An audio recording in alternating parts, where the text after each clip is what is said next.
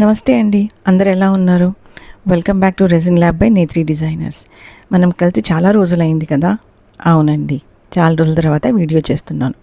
So ఇవాళ మన వీడియోలో ఏం చేస్తున్నామంటే, రాఖీ పండుగ దగ్గర పడుతుంది కదా, మరి రాఖీలు చేయాలి కదా, దానికోసమని ఇవాళ వీడియో. నేను చేసే వీడియోస్ మీకు నచ్చుతున్నాయని అనుకుంటున్నాను. నచ్చితే ఒక లైక్ ఇచ్చేయచ్చు కదా, ఇచ్చేయండి మరి. సరే, వీడియోలోకి ఎంటర్ అయిపోదాం. సో నాకు ఇక్కడ కావాల్సిన ప్రపోర్షన్లో నేను రెజిన్ కలిపి పెట్టుకున్నాను. దాన్ని నేను 4 పార్ట్స్గా డివైడ్ చేస్తున్నాను. అంటే ట్రాన్స్పరెంట్ కాకుండా సపరేట్గా 4 పార్ట్స్. ఆరెంజ్ ఒకటి, గ్రీన్ ఒకటి, అలాగే వైట్ ఒకటి కలిపాను.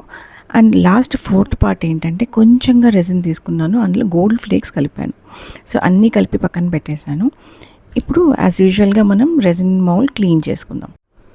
వీడియోని లైక్ మాత్రమే చేస్తే ఎలా కదా, కొంచెం షేర్ కూడా చేయొచ్చు కదా. మీ ఫ్రెండ్స్ ఎవరైనా ఇలా రెజిన్ ఆర్ట్ చేసేవాళ్ళు, నేర్చుకునే వాళ్ళు ఉంటే షేర్ చేయండి, వాళ్ళకు హెల్ప్ అవుతుంది. ఓకే, సో ఇక్కడ మౌల్డ్ క్లీన్ చేసుకున్న తర్వాత మనం కలిపిన రెజిన్ని మనకు నచ్చిన ప్యాటర్న్స్లో కలర్స్ మిక్స్ చేసుకుంటూ నీట్గా మనం పోర్ చేసేసుకుందాం. అంటే ఒకటి మధ్యలో ఒక వేరే కలర్ వేద్దాం, ఎడ్జ్లో ఒక కలర్ వేద్దాం, ఒక సపరేట్ ఎడ్జ్లో గోల్డ్ ఫ్లేక్స్ వేద్దాం, 2 కలర్ల మధ్యలో ఒక కలర్ వేద్దాం.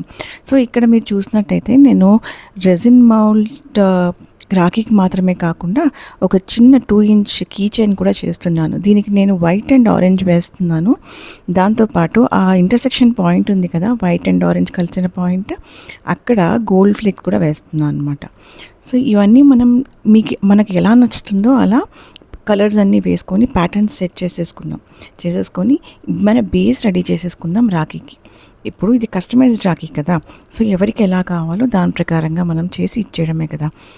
సో ఇప్పుడు మనకు బేస్ రెడీ అయిపోయింది. సో ఫైనల్ లుక్ ఎలా ఉందో చూసేద్దాం. ఇది మన final look.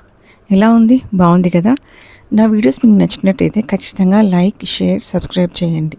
And also comment కూడా చేయండి. See you in the next video. Stay tune for more. Bye.